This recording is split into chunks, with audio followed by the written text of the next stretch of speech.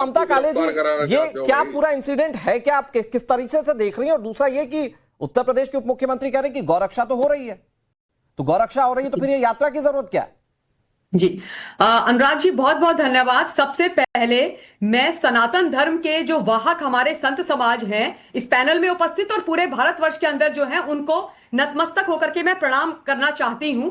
और एक बहुत महत्वपूर्ण चीज है, आज जो हो रहा है वो राजनीति हो रही है और उस बात से मेरा हृदय बहुत ज्यादा व्यथित है। सनातन धर्म के ऊपर यदि राजनीति हो तो यह अच्छी बात नहीं है। मैं अभिमुक्तेश्वरानंद जी से भी हाथ जोड़ करके सविनय निवेदन करना चाहती हूं कि कृपया समाजवादी पार्टी, वो समाजवादी पार्टी जिसने बनारस में खुले बाजार में आपको लाठियां भांज भांज के पिटवाया था, आपको जेल डलवाया था, आप पर केसेस लगवाए थे, उनकी बात मत सुनिए। ये निष्कर्ष कैसे निकाला जा सकता है कि अभिमुक्तेश्वरानंद समाजवादी पार्टी के साथ है? हो सकता है उनका अपना स्टैंड हो गौरक्षा का। नहीं, मैं ये जिस प्रकार से मैं अखिलेश यादव जी की बात कर रही हूं, जिस प्रकार से अखिलेश यादव जी आज अचानक से अभिमुक्तेश्वरानंद जी के पक्ष में बोल रहे हैं, ये बहुत अजीब नहीं लगता है क्या? बड़ा अजीब लगता है। अभी वो गए थे इफ्तार पार्टी में और वहां पर उन्होंने अभिमुक्तेश्वरानंद जी की बात करी, बोला कि उनका आप साथ दीजिए। वहां से कौन साथ देगा अभिमुक्तेश्वरानंद जी का? Point number 1। पॉइंट नंबर 2, ये वही सरकार है, ये वही संत हैं, ये वही मुख्यमंत्री हैं जिन्होंने अभिमुक्तेश्वरानंद जी के केसेस हटाए थे। देखिए, यहां पर पैनल में एक और चीज बोली जा रही है कि सबसे ज्यादा गौ हत्या यूपी में हो रही है। तो मैं एक छोटा सा डेटा यहां पर देना चाहती हूं कि यदि आपको गौ, जो मेरी भी मां है, मैं भी स्ट्रॉन्ग सनातनी हूं, गौ माता की रक्षा करनी है, हम सब साथ में है, कोई डाउट नहीं है। लेकिन how about going to Kerala? Kerala क्यों नहीं जाते हैं? हम वेस्ट बंगाल में क्यों नहीं जाते हैं, जहां पर मां माटी मानुष की बात की जाती है, उनका भी हनन होता है और हमारी गाय माताओं को बांग्लादेश भेजा जाता है, बांग्लादेश कटने के लिए भेजा जाता है। क्यों वहां नहीं जाते हैं? जाए ना हम लोग वहां पर। हम केरल में क्यों नहीं जाते हैं? हमें जाना चाहिए केरल में। उसके अलावा मैं ये बोलना चाहती हूँ कि जब प्राण प्रतिष्ठा हो रही थी राम मंदिर की पूरे 500 वर्षों के पश्चात, अनुराग जी, अभिमुक्तेश्वरानंद जी वहां नहीं गए। मेरे मन में आज भी पीड़ा है। मैं उनका बहुत सम्मान करती हूँ, मैं बहुत सम्मान करती हूँ। जिसने भगवा धारण किया है वो मेरे लिए बहुत सम्मानित है और मैं उनका सम्मान करती हूँ। लेकिन ये नहीं भूलना चाहिए कि आज वो कांग्रेस पार्टी जैसा आपने बिगिनिंग में बोला था, मैम आपने बहुत सारे पहलुओं को टच किया जो कि इस चर्चा में लाना जरूरी था। करण जी, अजय गौतम जी, एक मिनट थोड़ा सा रुकिए। मैं आ रहा हूं। करण जी, राज मिश्रा जी और अजय गौतम जी, मैं आ रहा हूं। मौका आप ही को दूंगा। मैं तो आज वैसे भी बहुत कम क्वेश्चंस कर रहा हूं। मैं ये कह रहा हूं ममता मैम, लेकिन इसमें पॉलिटिकल एंगल कैसे निकाला जाए? आपकी सारी बात ठीक है, अगर धर्म के स्तर पर सारी बातें ठीक है, पॉलिटिकल एंगल कैसे? मतलब अगर कोई शंकराचार्य अपने तरीके से, मतलब अगर कोई विपक्ष का नेता उनका समर्थन कर दे तो वो विपक्ष क्यों गए? क्या ये माना जाए? देखिए अनुराग जी, सबसे पहले बात, उत्तर प्रदेश वो प्रदेश है जहां पर एक भगवाधारी महाराज जी, एक संत आज मुख्यमंत्री हैं। और वो अपनी राजनीतिक और अपनी जो उनकी सांस्कृतिक, उनकी सनातन की जो जिम्मेदारी है उसको पूर्णतः निभा रहे हैं।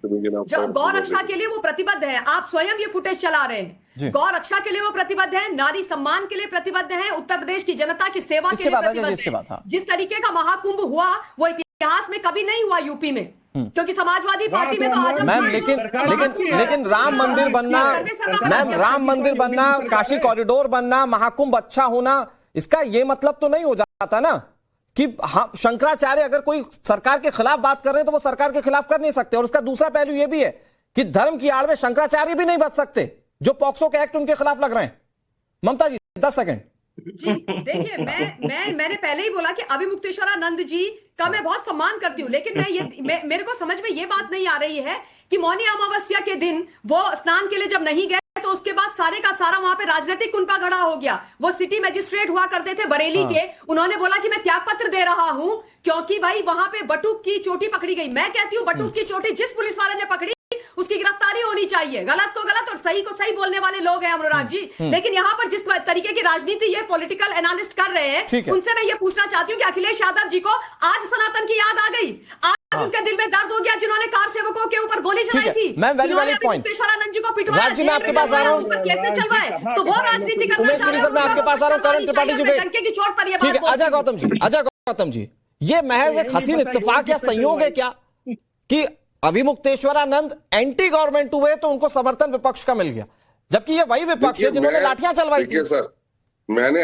आपके चैनल पे 4 बार बोला कि हम केरल भी गए हैं, हम पश्चिम बंगाल भी गए हैं, असम भी गए हैं। आप लोग पॉलिटिकल एंगल चाहते तो मैं क्या करूं। दूसरी बात मैं आपको ये कह रहा हूं, अटल बिहारी वाजपेयी ने गुजरात के मुख्यमंत्री को राजधर्म की याद दिलाई थी।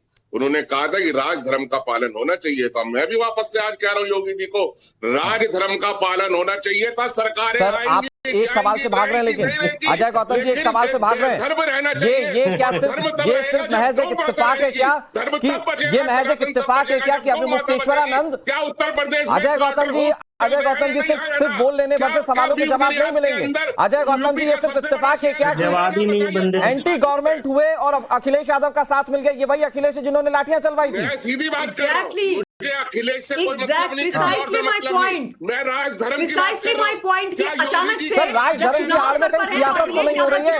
उमेश पुरी जी आ जाता है, अभी मुक्तेश्वरानंद जी का सम्मान याद आ जाता है, ये कैसे हो गया? राज मिश्रा जी इसके बाद उमेश पुरी जी जल्दी से सर।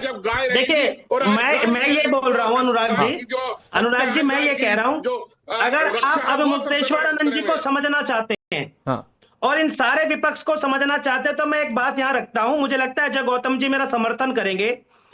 जिस प्रकार से सारा विपक्ष और ब्राह्मणवाद मनुवाद की बात करने वाले मनुस्मृति को जलाते हैं, तो अभी मुक्तेश्वरानंद जी मनुस्मृति की पुनः प्रतिष्ठा भारत में करने के लिए एक धर्म यात्रा प्रारंभ करें तो पता लग जाएगा कितना विपक्ष इनके साथ में खड़ा है।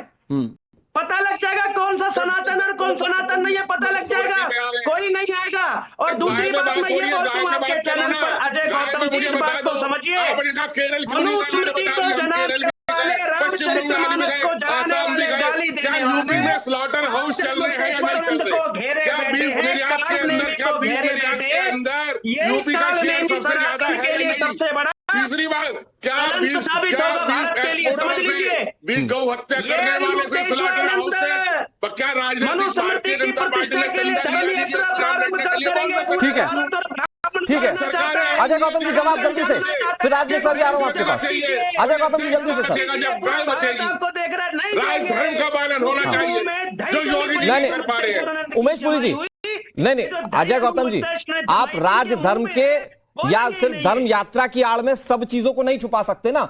वो एक सवाल जो उमेश पुरी जी पूछ रहे हैं, मनुस्मृति के लिए भी यात्रा निकाल देंगे क्या? और फिर क्या उसमें आपको लग रहा है कि अखिलेश यादव साथ देंगे? मनुस्मृति की बता दीजिए, आज मनुस्मृति टॉपिक है तो उस पर ही बता दीजिए, मैं उस पर ही बोल देता हूँ। अब उमेश पुरी को तो फोन आ गया हुआ लखनऊ से, भैया ज्यादा बोलोगे तो ठोक देंगे। अब ये तो बढ़िया हो गए, राज मिश्रा जी पलटी मार गए रातों रात। अब ये क्या, ये डर है ना? अरे राज मिश्रा जी क्यों पलटी मार रहे हैं, जरा जवाब दे दीजिए, क्यों पलटी मार रहे हैं आप? दूसरी बात सर, आ रहा हूँ अजय गौतम जी, अच्छा एक एक करके जवाब दीजिए ना। 15/22 करण जी आ रहा हूँ। गौतम जी पानी रखा होगा साइड में, पानी पियो आप। बड़े भाई सुनो तो, अब सुन तो लो। अब मैं बताता हूं कि राजधर्म को निभाते हुए सरकार ने गौ धर्म का कितना पालन किया है, थोड़ा उसको नोट कर लीजिए। 1955 का जो अधिनियम था ना, उसका संशोधन किया गया और गौवध निवारण जो कानून है उसको दोबारा लेकर के आया गया, जिसको और सख्त बनाया गया 2020 के अंदर। ये सरकार के द्वारा किया गया है और इसी योगी सरकार के द्वारा किया गया है। ये राजधर्म के पालन के साथ किया गया है। उसमें क्या किया गया कि यदि कोई भी गौकशी करता हुआ पाया जाएगा तो 3 से 10 साल तक का जो सजा का प्रावधान है, ये योगी सरकार के द्वारा गौ के संरक्षण के लिए किया गया। अब सुनो तो, दादा 5 लोगों को 10 लोगों को, और जबकि गौकशी के ट्रक डेली सुनोगे तो जुर्माना लगाया गया। यदि गौकशी के लिए कोई दोषी पाया जाता है तो उससे 3 से लेकर और 5 लाख तक का उस पर जुर्माना लगेगा। ये योगी सरकार के द्वारा गौ संरक्षण के लिए लोगों को ये प्रावधान बनाए गए जिससे गौ की सुरक्षा हो जाए। अब ये हुआ कि अगर गौ का जो अंग है उसकी क्षति हुई या अंग कहीं पाया गया या अंग भंग किया गया तो 1 से लेकर के 7 साल की उसको सजा होगी, 1 लाख रुपए जुर्माना होगा। इस प्रकार की परिस्थिति सरकार के द्वारा लगाया गया। अच्छा, इतनी सारी चीजें अगर किसी सरकार ने किया है तो वो गौ के पक्ष में है या गौ के विरोध में है? ये जवाब करण जी देंगे। लीजिए करण जी जो राज जी कह रहे हैं भाई इतनी चीजें तो सरकार ने कर दी, उप मुख्यमंत्री कह रहे हैं कि हम गौरक्षा कर रहे हैं, उस सरकार पर ही क्वेश्चन उठाना ठीक है क्या?